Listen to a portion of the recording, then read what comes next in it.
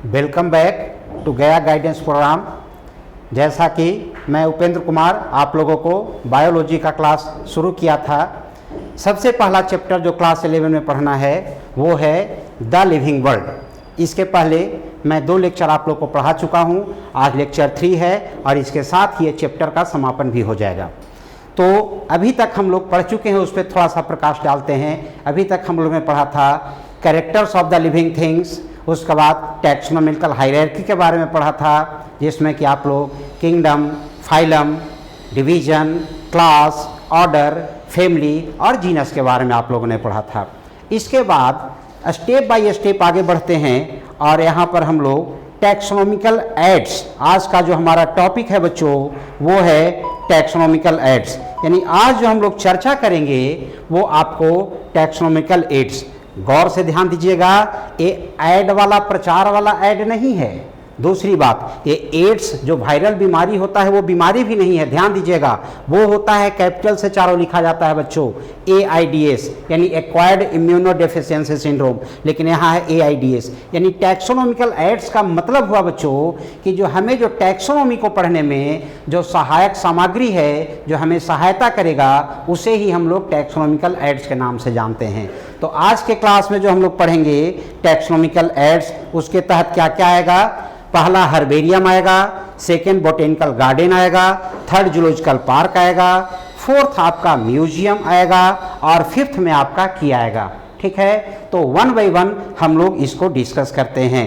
जैसा कि आप सब जानते हैं, पहला जो है हर्बेरियम, ये हर्ब से बना हुआ है और हर्ब का मतलब क्या होता है बच्चों, प्लांट्स होता है। इसका मतलब स्पष्ट है कि हर्बेरियम में सिर्फ प्लांट्स के बारे में डिस्कशन किया जाएगा। यहाँ पर आपको एक डायग्राम दिखाई देगा, देखिए यहाँ पर ये हर्बेरियम है। यानी हर्बेरियम का मतलब होता है collection house where plants are collected, especially plants specimens are collected which are dried, pressed and then preserved on a sheet। कहने का मतलब बच्चों कि हर्बेरियम जो शब्द का प्रयोग हम लोग कर रहे हैं वो सच माने में एक हाउस है, एक कलेक्शन हाउस है और उसमें बहुत सारे हर्बेरियम सीड्स को रखा जाता है। और उस हर्बेरियम सीड्स में किया जाता है, सिंपली आप लोग बचपन में कभी आप लोगों को कोई दोस्त गुलाब का फूल देता है और आप उस गुलाब के फूल को अपने किताब या कॉपी के पन्नों में दबा कर रख देते हैं और 1 सप्ताह या 2 सप्ताह के बाद वो सूख कर चिपक कर चपटा हो जाता है। ठीक उसी तरह से हर्बेरियम सीट आता है बच्चों। हर्बेरियम सीट में प्लांट्स का जो स्पेसिमेन पार्ट होता है, मान लिया जो उसका लीफ लेना है आपको या फ्लावर्स लेना है, उसको पहले ड्राइड करते हैं, सुखाते हैं ताकि इन्फेक्शन ना हो, फिर उसको प्रेस्ड करते हैं और तब उसको प्रिजर्व करते हैं एक सीट पर। तो सीट जो हुआ हर्बेरियम सीट के नाम से जाना जाएगा, लेकिन जिस हाउस में उसका कलेक्शन रखा जाएगा उसको कहेंगे हर्बेरियम। तो ध्यान दीजिएगा, जो हर्बेरियम होता है वो स्टोर हाउस होता है जहां पर कलेक्शन होता है। जैसा कि आप देख रहे हैं, store house of collected plants specimens that are dried, pressed and then preserved on sheet is called herbarium. अब जैसा कि आप जानते हैं, सबसे ज़्यादा इंग्लैंड के लोगों को नेचर से प्यार था। सबसे पहला जो हर्बेरियम तैयार हुआ था वो इंग्लैंड में हुआ था और इंग्लैंड में एक जगह है बच्चों जिसका नाम है क्यू, और क्यू में रॉयल बोटेनिकल गार्डन के नाम से वर्ल्ड का सबसे लार्जेस्ट हर्बेरियम अवेलेबल है। ठीक है बच्चों, और वही का जो है सो एक नमूना यहाँ पर आपको रिप्रेजेंट किया गया है, जो डायग्राम में अच्छे से आपको दिख रहा होगा यहाँ पर। तो हर्बेरियम, ध्यान दीजिएगा, हर्बेरियम में कलेक्शन ऑफ लिविंग प्लांट्स नहीं होता है। जो टेक्निकली समझना है, जो नीट पॉइंट ऑफ व्यू से कभी कभी गलत हो जाता है, तो ध्यान देना है बच्चों, हर्बेरियम में प्लांट के पार्ट को पहले ड्राइड किया जाता है, प्रेस्ड किया जाता है, प्रिजर्व किया जाता है। मीन्स वो लिविंग फॉर्म में नहीं हो सकता है, वो हमेशा डेड फॉर्म में होता है। और जो टेक्निकली ध्यान देना है बच्चों, जो हर्बेरियम सीट होता है उस पे जिस साइट से कलेक्शन किया जाता है प्लांट स्पेसिमेन को, उस साइट का नाम लिखा हुआ होता है। कलेक्टर्स का नाम लिखा हुआ होता है, वहाँ का लोकल नेम क्षेत्रीय नाम लिखा हुआ होता है, उसका इंग्लिश नाम लिखा हुआ होता है और उसका साइंटिफिक नेम लिखा हुआ होता है बोटेनिकल नेम। अब मान लो कि आप पढ़ रहे हो और आपको वही प्लांट कंप्लीट इंटायर प्लांट आपको देखने का इच्छा हुआ, तो आप कैसे पता करोगे, कहाँ जाओगे? तो सीट पे ऑलरेडी इंफॉर्मेशन अवेलेबल रहेगा और वो इंफॉर्मेशन से आप देख लोगे कि वो इंडिया में किस स्टेट में है, तो बिहार में है। बिहार में कहाँ है? तो गया जिला में है। गया जिला में कहाँ है? तो भाई एक गांव है जहाँ मान लो कि गौरी बिघा नाम है, तो उस गौरी बिघा गांव में आप जाओगे घूमते घूमते रोड मैप से और वहाँ देखोगे, पूछोगे लोकल नाम की भाई ये पौधा कहाँ है, क्योंकि वहाँ के लोग लोकल नाम बताएंगे। अब मान लिया जाए आप पीपल का प्लांट, तो पीपल का प्लांट तो गांव में लोग जानते हैं, लेकिन उसका जो साइंटिफिक नेम है, बायोलॉजिकल नेम है फिकस रिलीजियोसा, वो तो लोग नहीं बताएंगे गांव के लोग, वो तो बायोलॉजी नहीं पढ़े हैं बच्चों।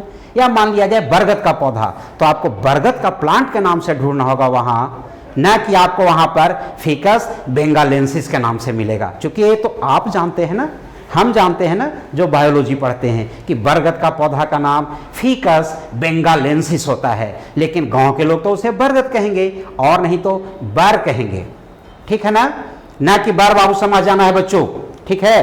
तो इस तरह से हर्बेरियम सीट पर इंफॉर्मेशन जो अवेलेबल होता है उसके आधार पर हम लोग क्या करते हैं, ढूंढ लेते हैं और डिटेल डिस्क्रिप्शन उसका, कैसा उसका स्टेम है, कैसा ट्रंक है, कैसा ब्रांच है, कैसा फ्लावरिंग है, कैसा फ्रूटिंग्स है, डिटेल इंफॉर्मेशन ला सकते हैं। तो हर्बेरियम जो है सबसे पहला टैक्सोनॉमिकल एड्स हम लोगों ने डिस्कस किया। सेकेंड में हम लोग आते हैं बच्चों बोटेनिकल गार्डन। जैसा कि आप देख रहे हो खूबसूरत सा बोटेनिकल गार्डन यहाँ पर आपको दिखाया गया है बच्चों, और आप हो सकता है आप में से कई बच्चे बोटेनिकल गार्डन घूमे होंगे। इस कोरोना काल के पहले आप लोग को हमेशा पेरेंट्स अपने साथ टूर पे ले जाते होंगे साल में एक बार, और बोटेनिकल गार्डन का नज़ारा आपने देखा होगा। ध्यान देना है, चूँकि यहाँ बोटेनिकल गार्डन शब्द है और बॉटनी में हम लोग प्लांट्स के बारे में पढ़ते हैं, यहाँ ध्यान क्या देना है, ये हर्बेरियम से डिफर क्या हो गया बच्चों, तो हर्बेरियम में डेड पार्ट्स था स्पेसिमेन के रूप में, लेकिन बोटेनिकल गार्डन में लिविंग प्लांट्स रहेंगे, आपको लिविंग प्लांट्स का स्पेसिमेन रहेगा और उसमें मैक्सिमम प्लांट का स्पेसीज रहता है, चाहे वो किसी भी प्लांट के डिवीजन का हो, सबको वहाँ रखा जाता है। बच्चों बड़े बड़े बोटेनिकल गार्डन में आपको thallophyta, bryophyta, pteridophyta, gymnospermic and angiospermic plants मिलेंगे। मैक्सिमम एंजियोस्पर्मिक प्लांट्स मिलता है। आपको पता होगा बोटेनिकल गार्डन भी वर्ल्ड का सबसे जो फेमस है बच्चों, वो कहाँ में है, तो इंग्लैंड में ही है और वह रॉयल बोटेनिकल गार्डन ही है। उसी रॉयल बोटेनिकल गार्डन में एक जगह बना करके क्यू जो जगह है वहाँ हर्बेरियम रखा गया था। तो बोटेनिकल गार्डन में क्या क्या चेंज है हर्बेरियम से, नंबर 1 लिविंग प्लांट्स का कलेक्शन रहेगा वहाँ, नंबर 2 उसमें जो प्लांट्स होता है उस प्लांट पे ही 2 इंफॉर्मेशन अवेलेबल रहेगा बच्चों। उस प्लांट का फैमिली का नाम दिया हुआ रहता है, क्या दिया हुआ रहता है, फैमिली का नाम, और प्लस प्लांट्स का साइंटिफिक नेम। अब जब आप यहाँ पर ये जो बोटेनिकल गार्डन देख रहे हैं, ये जो आपको दिखाया गया है चित्र में बच्चों, यहाँ पर एक खूबसूरत सा बोटेनिकल गार्डन, या आप भी अपने पास पड़ोस में बोटेनिकल गार्डन को देखे होंगे, तो वहाँ पर जाने के बाद आपको जो एडिशनल मिलेगा, मान लीजिए यहाँ पर एक पेड़ है, ठीक है, अब थोड़ा सा मान के भी चलो बच्चों, अब मान लिया जाए कि वहाँ पर अभी अभी हमने नाम लिया था बरगद का पौधा है, तो उस पर 2 इंफॉर्मेशन ऐड करना होगा, ठीक है ना।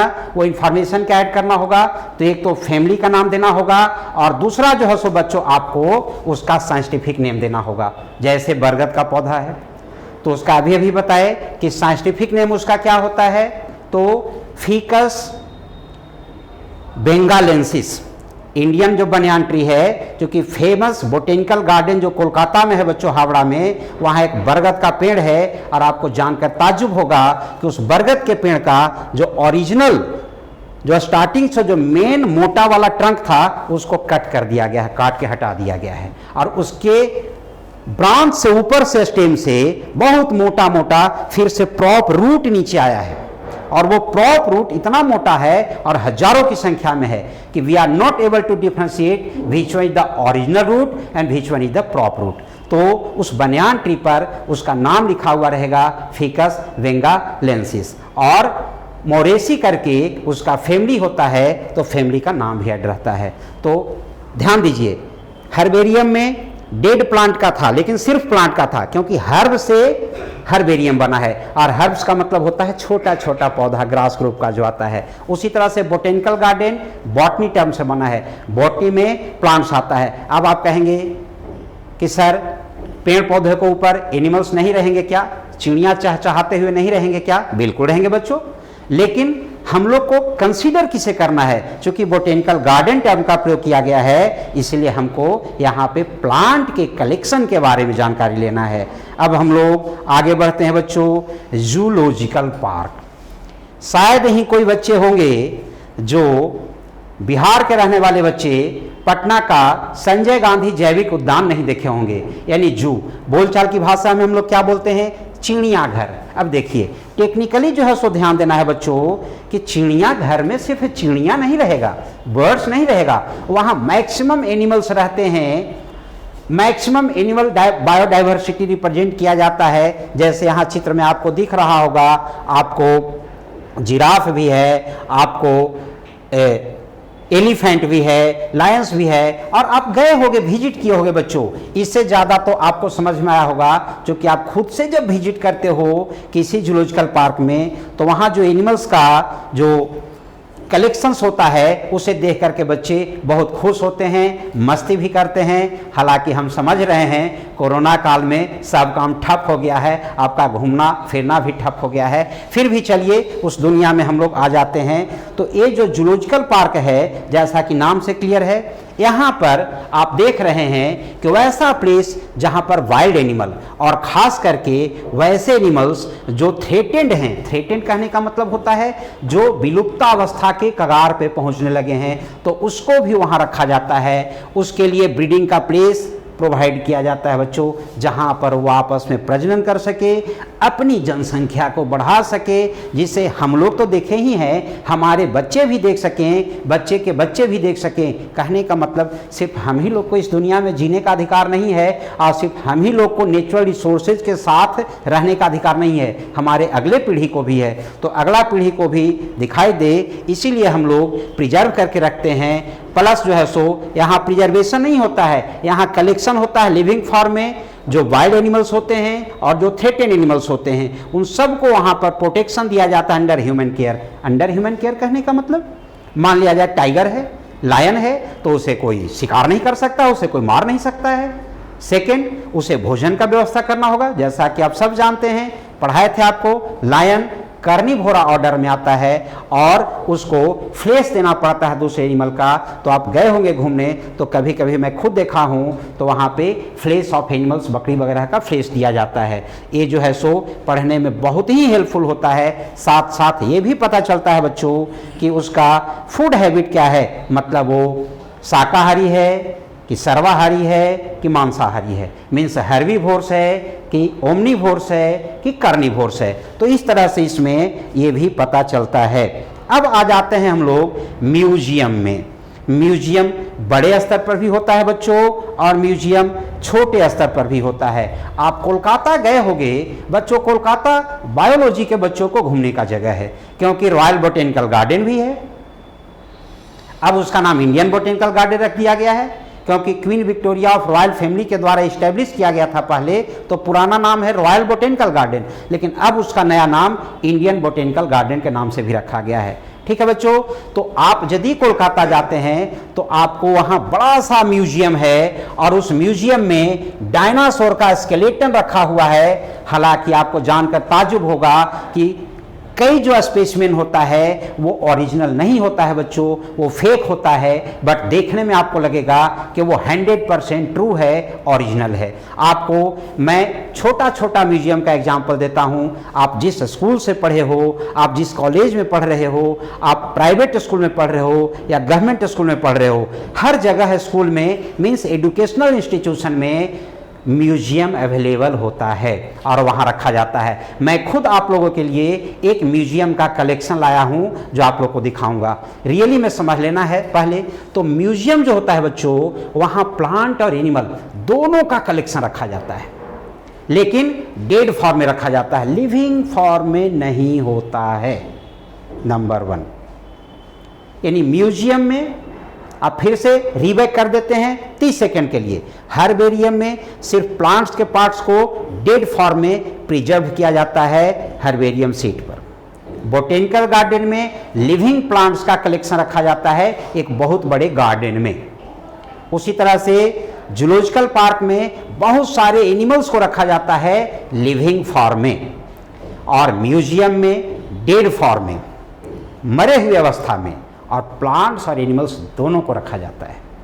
ऐसा नहीं कि सिर्फ प्लांट स्पेसिमेन होगा, ऐसा नहीं कि सिर्फ एनिमल स्पेसिमेन होगा, दोनों को रखा जाता है। और प्रिजर्व करने के लिए फॉर्मेलिन का सॉल्यूशन होता है बच्चों, उसमें रखा जाता है। तो इसमें ध्यान देना है, क्या कहता है, actual specimen of plants and animals which are preserve in a solution that is formalin solution. लेकिन आपको मान लीजिए डायग्राम में दिखा रहा हूं म्यूजियम में, तो ये क्या हम एक्चुअल दिखा रहे हैं? नहीं ना, यहाँ तो आपको मैं फोटो से दिखा रहा हूं बच्चों।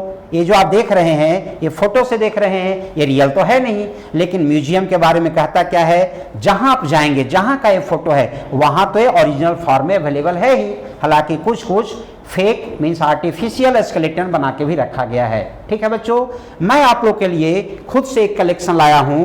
देखिए मेरे हाथ में आप लोग देख रहे होंगे एक छोटा सा जार है, बड़ा रहता है तो बेल जार बोलते हैं, छोटा है जार है, आप लोग स्कूल कॉलेज में देखे होंगे। और इसमें एक सॉल्यूशन है, आप देखिए हिला के मैं दिखा रहा हूं, इसमें सॉल्यूशन है। ये सॉल्यूशन फॉर्मेलिन सॉल्यूशन है। फॉर्मेलिन सॉल्यूशन में क्यों रखा जाता है? ताकि ये दुर्गंध न करे, इसका डिकम्पोजिशन न हो, इसे बदबू नहीं आए कि आपको जो है सो देखने जाएं लैब में और आपको पैकेट चला जाए, पैकेट में हाथ चला जाए और निकाल करके आप जो है सो कहे कि वो बहुत दुर्गंध आ रहा है, ऐसा नहीं करना पड़े। इसीलिए फॉर्मेलिन में रखा जाता है और इसको 10, 20, 50 वर्षों तक भी रखेंगे, खराब नहीं होगा। और ये बच्चों समुद्र से उठाया गया है, इसका नाम है डॉग फिश। ये आर्टिफिशियल नहीं है, ओरिजिनल है 100%। डॉग फिश का दूसरा नाम है स्कोलियोडॉन। अब बहुत बच्चे बोलते हैं कि सर बायो में ऐसा ऐसा नाम आप बोल देते हैं कि याद करने में प्रॉब्लम होता है। डरना नहीं बच्चों, एक बदमाश बच्चा था, ट्रिक बताते हैं याद करने के लिए। उसके मम्मी पापा स्कूल में एडमिशन करा देते हैं कि पढ़ेगा, संभल जाएगा, थोड़ा संस्कारवान बन जाएगा।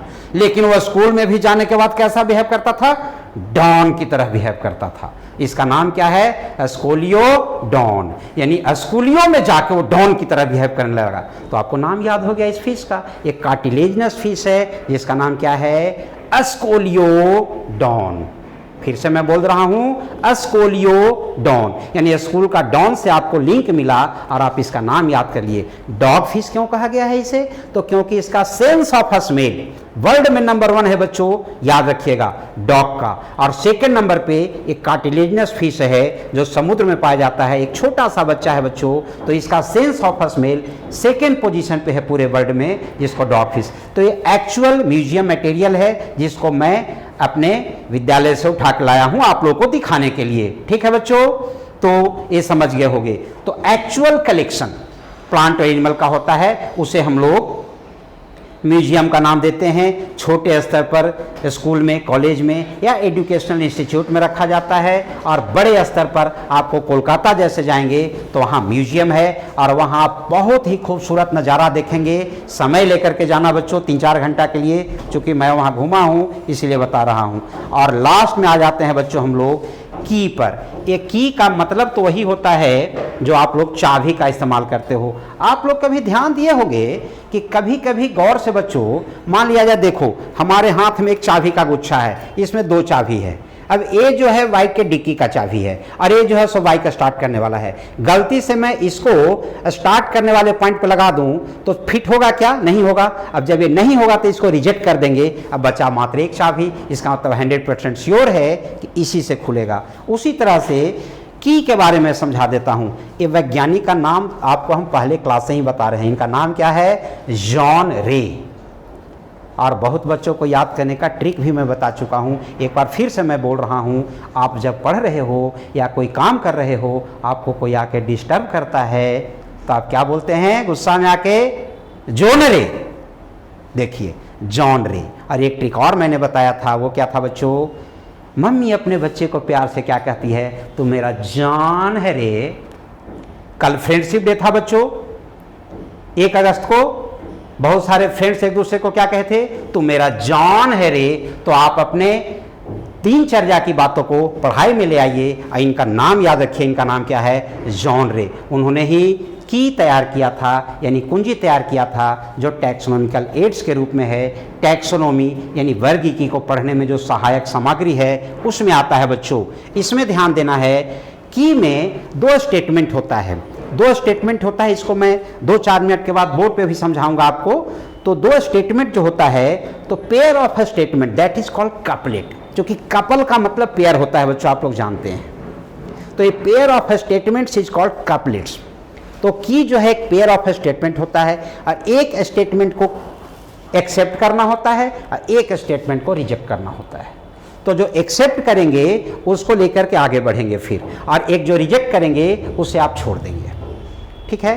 तो इसीलिए मैंने अभी चाबी का जो एग्जांपल दिया था आपको कि एक से नहीं खुला तो स्पष्ट है कि दूसरा से ही खुलेगा।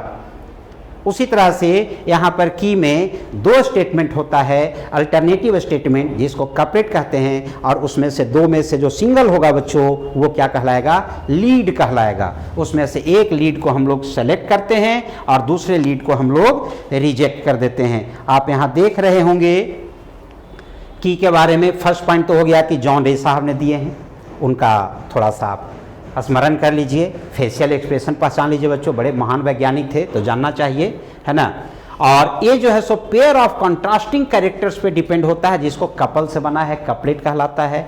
ये जो है सो डाइकोटोमिक होता है, मतलब 2 ही कोटेशन होता है, 3 कोटेशन नहीं रहेगा।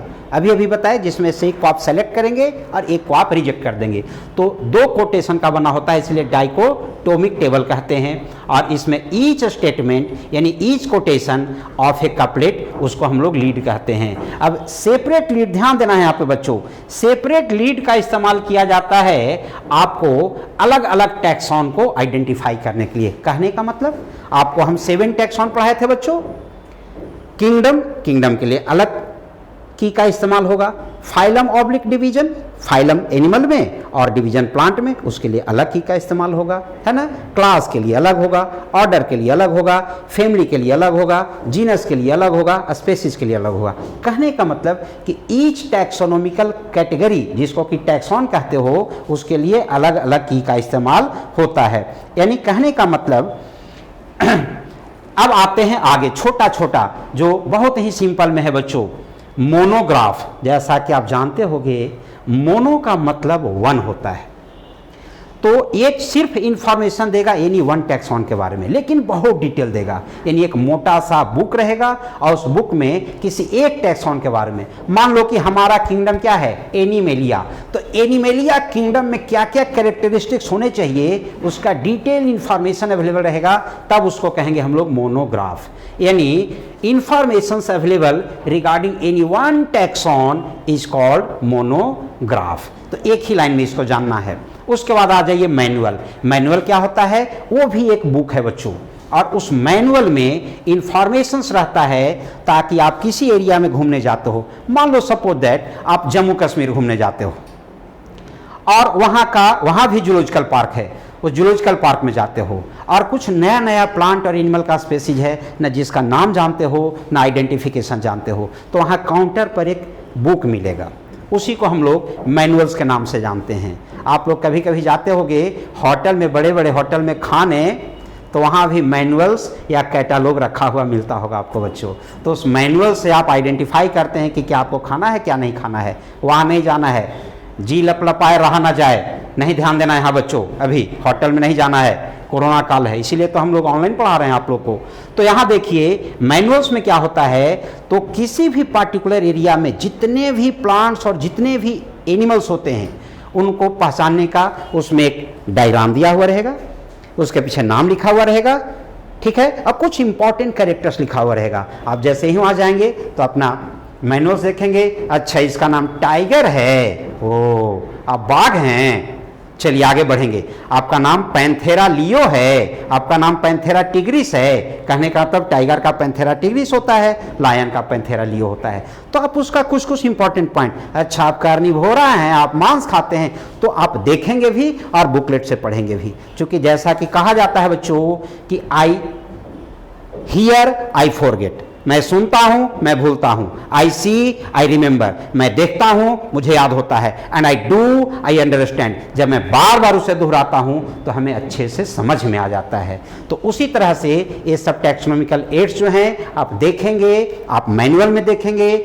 आप फिर से ओरिजिनल वहां देखेंगे, बार बार ऐसा करेंगे तो आपको अच्छे से समझ में आ जाएगा। घूमने के लिए पहले एजुकेशनल टूर ले जाया जाता था, लेकिन अब एजुकेशनल टूर भी कहाँ ले जाया जाता है बच्चों? आगरा का ताजमहल देखने के लिए। वहाँ क्या मिलेगा? Taxonomical aids. तो अगला जो है फ्लोरा। अब जैसा कि नाम से ही फ्लोरा फ्लावर से बना है, तो ये क्या होता है? Collections of plants in a particular area, that is called flora. और फ्लोरा का जस्ट अपोजिट एक टर्म आता है फाउना।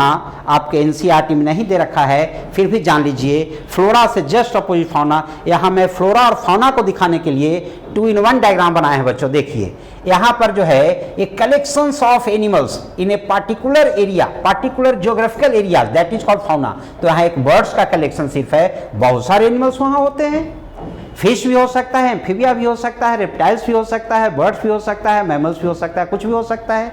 तो collections of animals in a particular area, that is called fauna.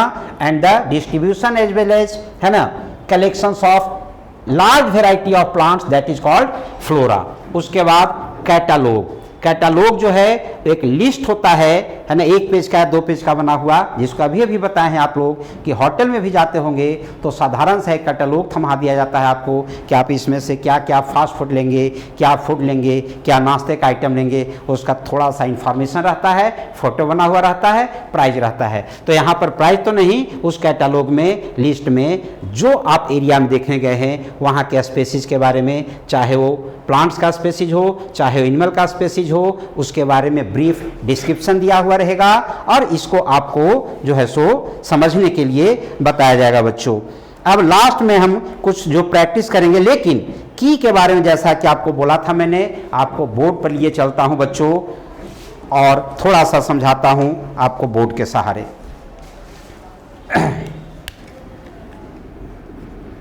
जैसा कि यहाँ बताया गया की का मतलब कुंजी। अभी अभी हम बताए थे कि की में 2-3 बातें ध्यान देना है। सबसे पहले तो a pair of alternative characters होता है और उस पेयर ऑफ अल्टरनेटिव कैरेक्टर्स को क्या कहते हैं? कपलेट। मैं ज़्यादा बात बोर्ड पे नहीं लिख रहा हूँ बच्चों, क्योंकि आप लोग को डाल दिया जाएगा ग्रुप में, नोट्स पीडीएफ में डाल दिया जाएगा। आप लोग को जो लिखा हुआ अभी स्क्रीन पर दिखा है उसको डाउनलोड कर सकते हैं, लिख सकते हैं, बार बार देख सकते हैं। यहाँ पर सिर्फ सेलेक्टेड वर्ड्स का इस्तेमाल करता हूँ। तो की में a pair of alternative characters जो होता है उसको हम लोग कपलेट कहते हैं। अब कप और प्लेट वाला दिमाग में बैठा लेता है कि हमको कप है ना, प्लेट रहेगा और प्लेट में जो है उसे कप रहेगा और चाय पीने के लिए मिलेगा। सॉरी बच्चों, ये ध्यान नहीं देना है। यहाँ पर कपल से बना है, कपल का मतलब ही होता है जोड़ा।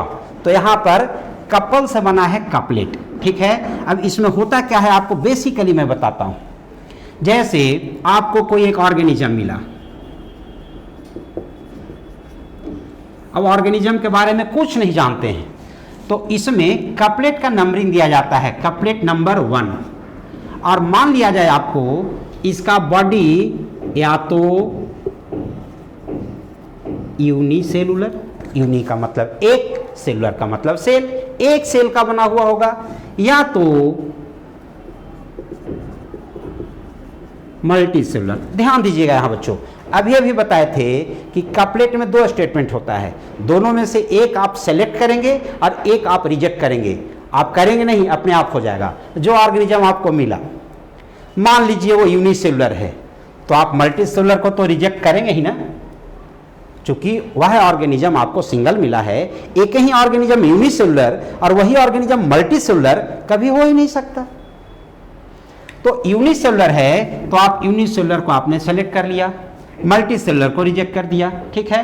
अब आप आएंगे, चूंकि यहां पर इसको दिया था नंबरिंग 1, अब फिर आपको सेकेंड नंबर पे जाना होगा। जब सेकेंड नंबर पे जाएंगे तो देखना होगा कि जो यूनिसेलुलर ऑर्गेनिज्म था उसका सेल का कंस्ट्रक्शन कैसा है। तो आपको मिला प्रोकैरियोटिक, या मिल सकता है यूकैरियोटिक। बोलो दो आप क्यों बार बार लिख रहे हैं सर? अभी अभी बताया था बच्चों, डाइकोटोमिक होता है, यानी two alternative form of characters होता है, इसीलिए तो कपलेट कहे हैं। और एक का सिलेक्शन एक का रिएक्शन, कोई जरूरी नहीं है कि इधर वाला सिलेक्शन होगा, इधर वाला भी सिलेक्शन हो सकता है। अब देखिए, यदि वो यूनिसेलुलर ऑर्गेनिज्म प्रोकैरियोटिक मिला तो यहीं पर आप डिसीजन ले लीजिए, इसका किंगडम क्या हो जाएगा बच्चों? तो इसका किंगडम हो जाएगा मोनेरा। आप 5 किंगडम क्लासिफिकेशन पढ़े होंगे, उसमें पहला किंगडम मोनेरा है, दूसरा प्रोटिस्टा है, तीसरा फंजाई है, चौथा प्लांटी है और पांचवा एनिमेलिया है। तो आपको जैसे ही आप की का इस्तेमाल किए और 2 पॉइंट पे ही गए, यूनिसेलुलर मिला कि मल्टीसेलुलर? आपको मिला यूनिसेलुलर। यूनिसेलुलर का आपने चूज किया, मल्टीसेलुलर को रिजेक्ट कर दिया। आपको सेकेंड कपलेट पर गए, प्रोकैरियोटिक है कि यूकैरियोटिक है, मतलब उसका सेल जो है उसमें genetic material remain surrounded by nuclear membrane, तो नो, ये सराउंडेड नहीं है। ठीक है, तो नहीं सराउंडेड है तो ये प्रोकैरियोटिक हो गया। और ये जो है जब न्यूक्लियर मेम्ब्रेन यानी ट्रू न्यूक्लियर मेम्ब्रेन रहेगा, यानी न्यूक्लियर मेम्ब्रेन केंद्रक झिल्ली रहेगा, तब कहेंगे यूकैरियोटिक। तो यूकैरियोटिक तो था नहीं, क्योंकि दोनों में से एक ही मिलेगा। तो आपको जैसे ही मिल गया प्रोकैरियोटिक, तो 2 कपलेट के पॉइंट के आधार पर आप कह दिए कि ये किस किंगडम में है? मोनेरा में है। लेकिन बच्चों, यदि ये यूनिसेलुलर था और प्रोकैरियोटिक नहीं होता, उसके बाद यूकैरियोटिक होता, तो आप इसको क्या कह देते? तो इसको कह देते किंगडम प्रोटिस्टा, क्योंकि प्रोटिस्टा किंगडम में यूनिसेलुलर और यूकैरियोटिक ऑर्गेनिज्म को रखा जाता है। मान लिया जाए कि इसके बाद और डिटेल इंफॉर्मेशन लेना है, बस 2 मिनट और आपको समझाते हैं बच्चों। जैसे मान लिया जाए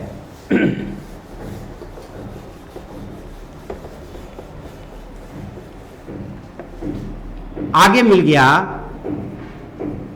क्लोरोप्लास्ट प्रेजेंट और क्लोरोप्लास्ट एब्सेंट, या उसी तरह से तो क्लोरोप्लास्ट यदि प्रेजेंट मिल गया तो आप किंगडम प्लांटी कह देते हैं। ठीक है, लेकिन आपको क्या मिला? सेल वॉल तो है लेकिन क्लोरोप्लास्ट नहीं है, तो आपको अगला कपलेट पर जाना होगा और फिर पता करते हैं कि वह आउटोट्रॉपिक है कि वह हेटेरोट्रॉपिक है। आउटोट्रॉपिक का मतलब, आउटो का मतलब सेल्फ, ट्रोफो का मतलब न्यूट्रिशन, यानी अपना भोजन स्वयं बनाता है फोटोसिंथेसिस करके, क्लोरोफिल के हेल्प लेकर के, सोलर रेडिएशन को ट्रैप करके, कार्बन डाइऑक्साइड और वाटर का इस्तेमाल करके, कि वो डायरेक्टली और इनडायरेक्टली दूसरे ऑर्गेनिज्म पर डिफरेंट मेथड से डिपेंड करता है। जैसे हम लोग होते हैं, कोई हर्बीवोर्स हैं, हम लोग कहने का होता है एनिमल, सिर्फ मनुष्य नहीं बच्चों, कोई हर्बीवोर्स, कोई कार्निवोर्स मांसाहारी, कोई ओमनिवोर्स सर्वाहारी, कोई फ्रूगीवोर्स फलभक्षी, कोई इंसेक्टिवोर्स कीटभक्षी, है ना, कोई कैनिबल्स मतलब अपने ही जाति के दूसरे कमजोर जीवों को खाने वाला, जैसे बड़ी मछली छोटी मछली को खा जाती है, कोप्रोफेगस जो कि फीकल मैटर खाते हैं, इस तरह से। तो आउटोट्रॉपिक यदि रहेगा तो आप इसको प्लेंटी कहेंगे, लेकिन हेटेरोट्रॉपिक रहेगा तो सीधे आप इसको क्या कह देंगे? फंजाई कह देंगे। और यदि सेल वॉल एब्सेंट रहा, यहाँ एब्सेंट, तो आप क्या कह देंगे? एनिमेलिया कह देंगे। यानी आपको ये जो की का कॉन्सेप्ट है, इससे आपको 5 किंगडम के बारे में पता चल गया बच्चों। पहला, जब यूनिसेलुलर मिला एक पॉइंट में और दूसरा में मिला वह प्रोकैरियोटिक, तो मोनेरा आपने कहा।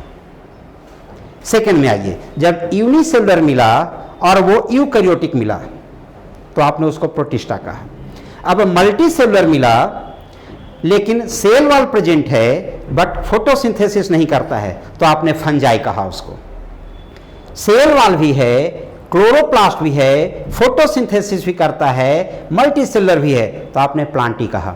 और मल्टीसेलुलर है और हेटेरोट्रॉपिक मोड ऑफ न्यूट्रिशन होता है तो एनिमेलिया कहा। तो इस तरह से की हेल्पफुल होता है बच्चों। और अब मैं आपको 2 मिनट में कंक्लूड कर रहा हूं बच्चों।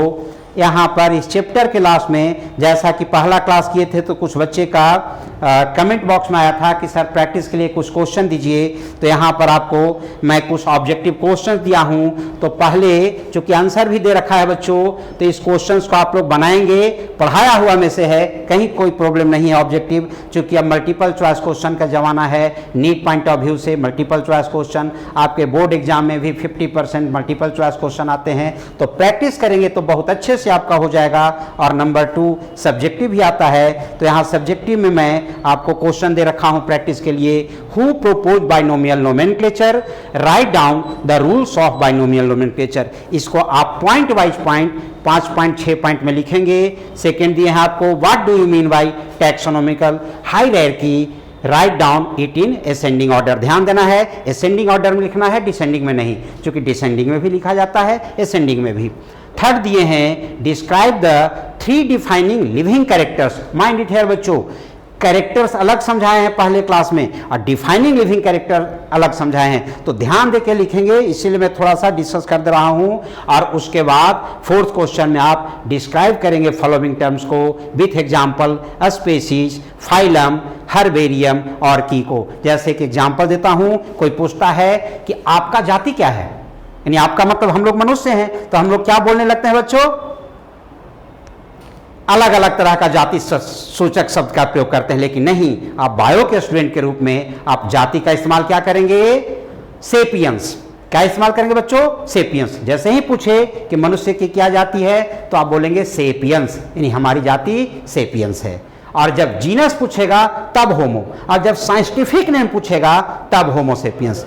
इन्हीं सब बातों के साथ ये द लिविंग वर्ल्ड यानी सजीवों की दुनिया जो चैप्टर 1 है बच्चों आपको समाप्त हुआ। और चैप्टर 2, चैप्टर 3, चैप्टर 4 और दूसरे सर और मैडम लोग पढ़ा रहे हैं, तो आप इसे समझेंगे। और यदि कुछ प्रॉब्लम्स होगा तो आप कमेंट बॉक्स में लिखेंगे। धन्यवाद।